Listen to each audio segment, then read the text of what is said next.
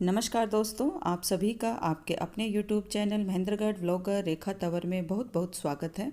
श्री हरि संग माता लक्ष्मी की कृपा हम सब पर बनी रहे। माता लक्ष्मी आप सब पर कृपा दृष्टि बनाए रखें।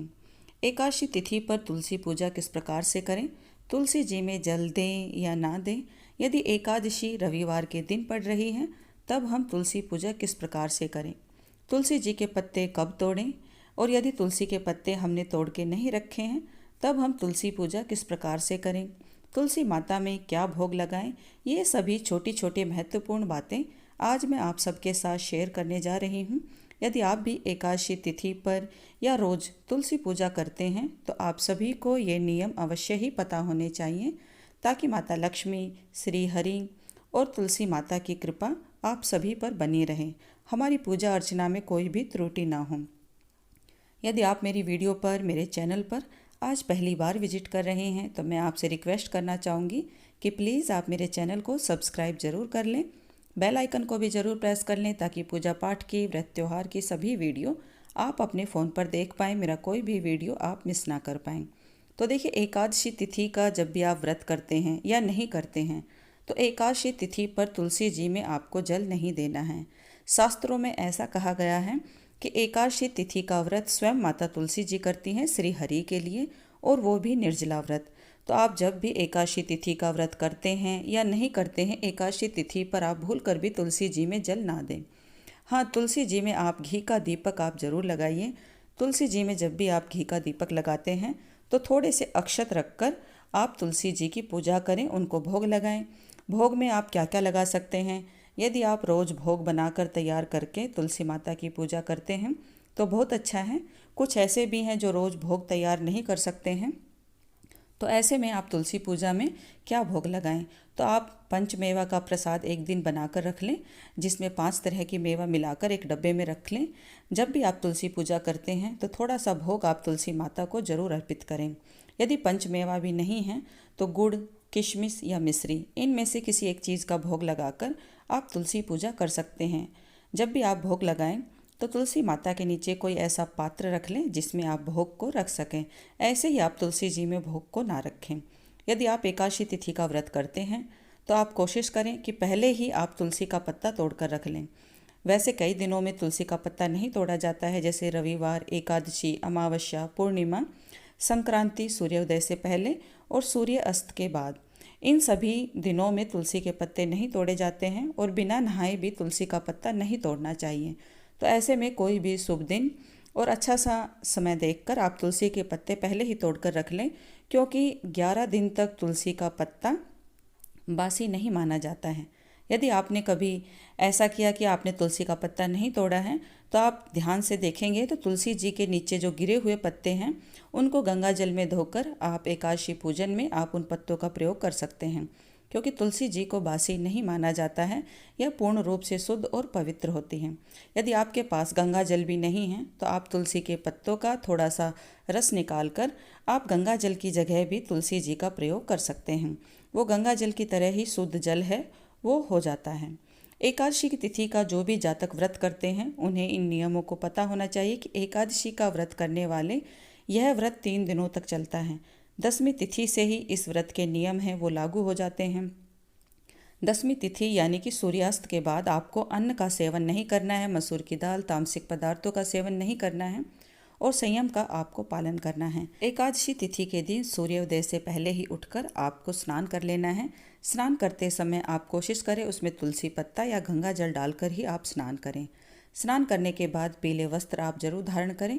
यदि आपके पास केले का पौधा है तो केले के पौधे में जल अर्पित करें, उनकी पूजा जरूर करें, और तुलसी जी के पौधे में भी आप पूजा करें।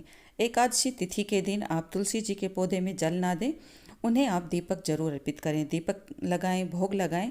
यदि एकादशी रविवार के दिन है तब आप तुलसी पूजा किस प्रकार से करें, यदि रविवार के दिन एकादशी तिथि पड़ रही है तो आप ना तो तुलसी जी में जल दें, ना ही उन्हें स्पर्श करें। आप दूर से ही आप उनको दीपक अर्पित करें, उनको एक कटोरी में भोग अर्पित कर सकते हैं, लेकिन आप भूल कर भी उन्हें जल अर्पित ना करें, उन्हें स्पर्श ना करें, ना ही तुलसी जी के पत्ते तोड़ें। तो इन बातों का आप विशेष तौर पर ध्यान करें। एकादशी का व्रत सभी व्रतों में सबसे उत्तम व्रत बताया गया है। इस एक व्रत के करने से आपके सभी पाप दोष हैं वो नष्ट हो जाते हैं और लक्ष्मी जी की कृपा दृष्टि भी आप पर बनी रहती है। एकादशी तिथि का जो भी व्यक्ति व्रत करते हैं, व्रतधारी को भूलकर भी इस दिन अन्न का सेवन नहीं करना चाहिए और चावल तो भूलकर भी अपने घर में नहीं बनाना चाहिए। कोशिश करें यदि आपने व्रत किया हुआ है तो लहसुन प्याज यानी कि तामसिक पदार्थों का सेवन ना करें। इससे घर का जो वातावरण है वो अशुद्ध होता है। ऐसे में यही कोशिश करनी चाहिए कि जिस दिन आपने व्रत किया हुआ है उस दिन सात्विक भोजन ही आप ग्रहण करें और सात्विक भोजन ही आप अपने घर पर बनाएं। यदि आपने तुलसी का पत्ता तोड़कर नहीं रखा हुआ है तो तुलसी जी के नीचे कोई भी पत्ता पड़ा हुआ है, आप श्री हरि के चरणों में आप तुलसी पत्ता जरूर अर्पित करें। उनके भोग में आप तुलसी पत्ता अवश्य रखें। शास्त्रों में ऐसा कहा गया है, यदि आप एकादशी तिथि के दिन श्री हरि को तुलसी जी का पत्ता अर्पित करते हैं तो 10,000 गायों के दान जितना आपको पुण्य फल की प्राप्ति होती है। तो देखिए, श्री हरि को इतनी ज़्यादा प्रिय हैं तुलसी जी, तो तुलसी जी की आप पूजा अवश्य करें, लेकिन छोटी छोटी बातों को आप ध्यान में रखें, तभी आपको तुलसी पूजन की विशेष फल की प्राप्ति हो सकती है। एकादशी तिथि का जब भी आप व्रत करते हैं, 3 दिनों का व्रत चलने वाला है, तो पारण का विशेष तौर पर ध्यान रखें। पारण आप जब भी करें तो द्वादशी तिथि के दिन हरिवासर के समय आप पारण करें। हरिवासर यानी कि द्वादशी तिथि की 1/4 घड़ी। यदि आप एकादशी तिथि का इस समय पर पारण करते हैं तो निश्चय ही श्री हरि के चरणों में आपको मुक्ति मोक्ष की प्राप्ति होती है। कहते हैं कि द्वादशी तिथि का जो 1/4 घड़ी होता है, जो समय होता है, उसमें श्री हरि का निवास होता है। इसीलिए एकादशी का पारण इसी समय पर करना चाहिए। द्वादशी तिथि में जब भी आप पारण करते हैं तो पारण में आप कुछ बातों को ध्यान में रखें। मूली, बैंगन, साग, मसूर की दाल, लहसुन, प्याज, इन चीज़ों को भूल कर भी प्रयोग में ना लें। पारण करने के बाद आप कुछ भी खा सकते हैं। ये सभी चीज़ें जो हैं उत्तेजना, क्रोध, हिंसा और अशांति की भावना को पैदा करती हैं। जब भी आप पारण करें, कोशिश करें यदि आंवला आपको मिलता है तो आप आंवला खाकर व्रत को खोलें। आंवला अखंड सौभाग्य, आरोग्य, संतान सुख की प्राप्ति कराता है और सेम की फली पित्त और कफनाशक होती है, तो आप सेम की फली खाकर भी अपने व्रत को खोल सकते हैं। यदि आपको ना सेम की फली मिलती है ना आंवला मिलता है तो चावल और मूंग की खिचड़ी बनाकर और उसमें तुलसी का पत्ता डालकर आप श्री हरि को अर्पित करें। ऐसी मान्यता है शास्त्रों में, जो एकादशी तिथि के दिन गलती से चावल खा लेते हैं, यदि द्वादशी तिथि के दिन वो दोबारा से चावल खाकर श्री हरि को अर्पित करके और तुलसी का पत्ता डालकर यदि आप स्वयं ग्रहण करते हैं तो एकादशी तिथि के दिन खाया गया चावल का जो असर है, जो दुष्प्रभाव है, वो कम हो जाता है। तो ऐसे में आप जरूर ध्यान करें। द्वादशी तिथि के दिन मूंग चावल की खिचड़ी बनाकर आप श्री हरि को अर्पित करें और स्वयं भी उसे खाएं। पारण आप जब भी करते हैं तो उस भोजन को आप शुद्ध देसी घी में ही बनाएं। एकादशी तिथि का व्रत जब भी आप करते हैं तो कोशिश करें कि निर्जला व्रत रखें। यदि आप निर्जला व्रत नहीं कर सकते हैं तो फलाहार रहकर भी आप इस व्रत को कर सकते हैं। ना करने से अच्छा होता है कि कुछ करना। फलाहार में आप मौसम के अनुसार जो भी फल चला हुआ है वो फल आप खा सकते हैं। इसके अलावा मौसम के अनुसार जूस है, आप अपने घर पर बनाकर हैं उसे तैयार करके हैं वो पी सकते हैं।